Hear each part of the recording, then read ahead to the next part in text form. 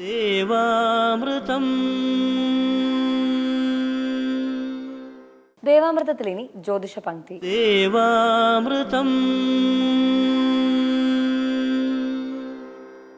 ഇന്ന് 1192 ആണ്ട് മേടമാസം 15-ാം തീയതി, അതായത് 2017 ഏപ്രിൽ മാസം 28-ാം തീയതി. ഇന്ന് വെള്ളിയാഴ്ചയാണ്. നക്ഷത്രം 18 നാഴിക കാർത്തികയും ബാക്കി രോഹിണിയുമാണ്. പതിവുപോലെ ജ്യോതിഷ പങ്ക്തിയിൽ നമ്മളോടൊപ്പം ഉള്ളത് സർ ഡോക്ടർ കുടമാളൂർ ശർമാജിയാണ്. നമുക്കൊക്കെ ജ്യോതിഷപരമായ മാർഗനിർദ്ദേശങ്ങൾ നൽകിക്കൊണ്ട് ജ്യോതിഷ ലോകത്തെക്കുറിച്ച് തന്നെ ഒട്ടനവധി അറിവുകൾ പകർന്നു നൽകിക്കൊണ്ട് ഗുരുസ്ഥാനീയനായി മാറുകയും ചെയ്ത സർ ഡോക്ടർ കുടമാളൂർ ശർമാജിയെ ഏറെ സ്നേഹാദരങ്ങളോടെ നമുക്ക് ഇന്നത്തെ അധ്യായത്തിലേക്ക് സ്വാഗതം ചെയ്യാം. നമസ്കാരം ശർമാജി. നമസ്കാരം. ഇന്നത്തെ കത്തിലേക്ക്. ബഹുമാന്യ ശർമാജി, എൻ്റെ പേര് രതീഷ്, എറണാകുളത്ത് നിന്നും എഴുതുന്നു. ഞാൻ വിദേശ ജോലിക്ക് ശ്രമിക്കാനായി ഉണ്ടായിരുന്ന ജോലി രാജിവെച്ച് വിസിറ്റിംഗ് വിസയിൽ ഗൾഫിലെത്തി. ഒരാഴ്ച കഴിഞ്ഞപ്പോൾ നാട്ടിൽ PSC ഒരു ഇൻ്റർവ്യൂവിന് വിളിച്ചു. നാട്ടിലേക്ക് മടങ്ങേണ്ടി വന്നു. ഇപ്പോൾ ഒന്നുമില്ലാത്ത ഒരവസ്ഥയിലാണ്. എന്താണ് ഇങ്ങനെ? എന്താണ് തടസ്സം? പ്രതിവിധി ഉണ്ടോ? ഗവൺമെൻറ് ജോലി ലഭിക്കുമോ? ഗ്രഹനിലയൊക്കെ ചേർത്തിട്ടുണ്ട്. ഏതൊരു വ്യക്തിക്കാണെങ്കിലും ഏതൊരു ശനികാലം, ജന്മശനികാലം, കണ്ടകശനികാലം, ഇങ്ങനെ ശനിയുടെ കാലഘട്ടങ്ങൾ പലതരത്തിൽ ഔദ്യോഗികം, സാമ്പത്തികം, കുടുംബം, ആരോഗ്യം, തീരുമാനം, സമ്പാദ്യം, ഗ്രഹവസ്തു വാഹനാദികൾ, വേഷഭൂഷണാദികൾ എന്നിവയെല്ലാം എല്ലാ തരത്തിലും ഒരു ഇളക്കം സംഭവിക്കുന്ന ഒരു കാലമാണ്. പ്രത്യേകിച്ച് ഏഴരശനി തുടങ്ങി ഏഴരശനി അവസാനിക്കുന്നതായ 7.5 വർഷമാണ്. ഒരു രാശിയിൽ ശനി 2.5 വർഷം സഞ്ചരിക്കുന്നു. അങ്ങനെ 3 രാശികളിലായി 2 7.5 വർഷം ശനി എന്ന ഗ്രഹം ചാരവശാൽ സഞ്ചരിക്കുന്ന കാലത്തെ ഏഴര ശനിക്കാലം എന്ന് അറിഞ്ഞുകൊള്ളുക നിശ്ചയം.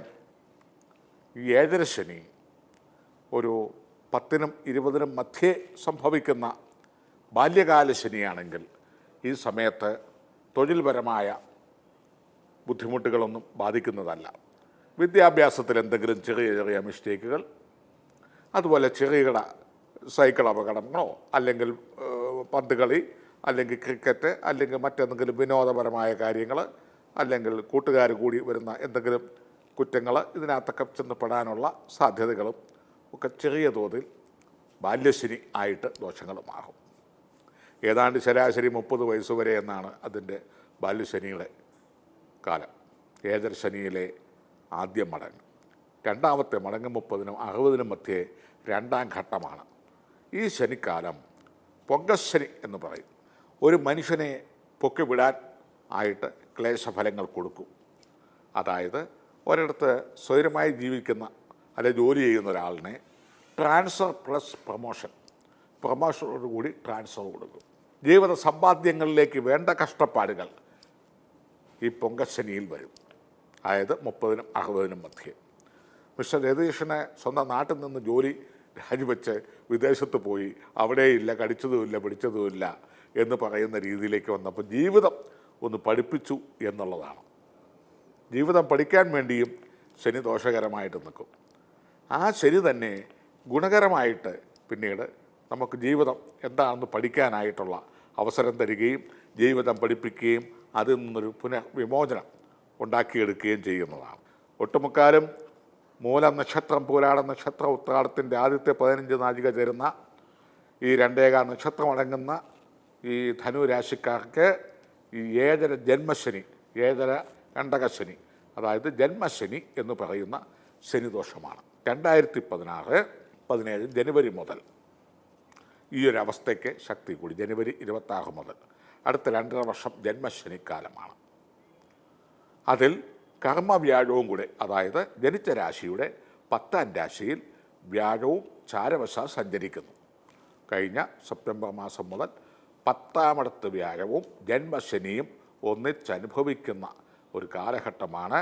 മൂലം നക്ഷത്രം, പൂരാടം നക്ഷത്രം, ഉത്രാടം നക്ഷത്രത്തിൻ്റെ ആദ്യ 15 നാഴിക ചേരുന്ന 2 നക്ഷത്രം, സ്ത്രീ പുരുഷ ഭേദമന്യേ, രാജ്യാന്തര ഭേദമന്യേ, ഉച്ചനീചത്വ ഭേദമന്യേ, പണ്ഡിത പാമര വ്യത്യാസമന്യേ, കുബേര കുചേല വ്യത്യാസമന്യേ എല്ലാവർക്കും ജന്മശനിയും കർമ്മവ്യാഴവും കൂടിയാണ്.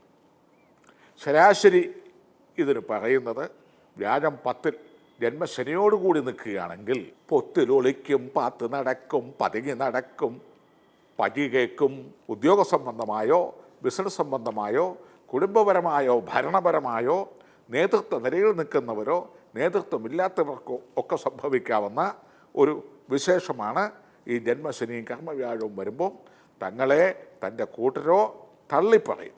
പുത്രനോ ക്ലേശം പുത്രിക്കും ദുഃഖം. അതായത് മക്കളെ സംബന്ധിച്ച് പുത്രൻ പുത്രി എന്നിവരെ സംബന്ധിച്ചും ഈ രാശിക്കാർക്ക് ക്ലേശാനുഭവങ്ങൾ ഉണ്ടാവും. പത്നിക്ക് ദുഃഖം, ഭർത്താവിൻ്റെ ദുഃഖം, പൊന്നിൻ്റെ ദുഃഖം, പ്രതാപ ദുഃഖം, സ്വർണം സംബന്ധിച്ച് ഏതെങ്കിലും തരത്തിൽ കൈമോശം വരികയോ കൊടുത്തിട്ട് കിട്ടാതെ വരികയോ വിറ്റ് കളയുകയോ അല്ലെങ്കിൽ സ്വർണം ഹേതുവായി വിലപിക്കുകയോ ദുഃഖിക്കുകയോ കുറ്റം കേൾക്കുകയോ കളങ്കിതനാവുകയോ മാനസിക പ്രയാസം അനുഭവിക്കുകയോ, പൊതുജന ദുഃഖം, പൊതുജന മുമ്പാകെ പ്രധാനപ്പെട്ട കല്യാണം, പരവാസവലി, രാഷ്ട്രീയ മത കാര്യങ്ങൾ, 10 പേര് കൂടുന്ന ജനങ്ങൾ കൂടുന്ന സ്ഥലം എന്നിവയിൽ നിന്നും വലിഞ്ഞു നിൽക്കാൻ ആഗ്രഹിക്കും മനസ്സ്, ശരീരം, പ്രവർത്തനം എല്ലാം. നല്ല കാലം വരുന്ന സെപ്റ്റംബർ 12 മുതൽ ഒരു വർഷത്തിനകത്ത് വീണ്ടും ജോലിക്കുള്ള ഒരു സാധ്യത തെളിയുന്നുണ്ട്.